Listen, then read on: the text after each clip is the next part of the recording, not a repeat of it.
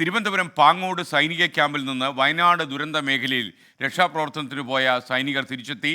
രക്ഷാപ്രവർത്തനങ്ങളിൽ നിർണായക പങ്ക് വഹിച്ച് മടങ്ങിയെത്തിയവർക്ക് വൻ വരവേൽപ്പ് നൽകി.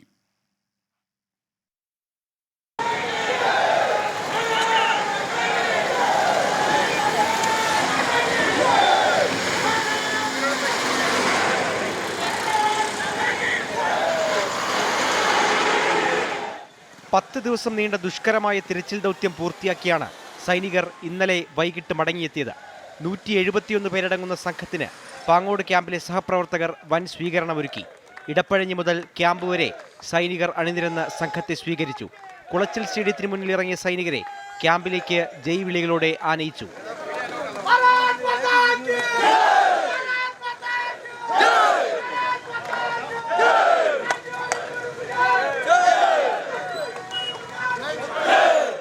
വയനാട്ടിൽ നിന്ന് തിരുവനന്തപുരത്തേക്കുള്ള യാത്രയിൽ പലയിടത്തും ജനങ്ങൾ സൈനികർക്ക് സ്വീകരണം നൽകി.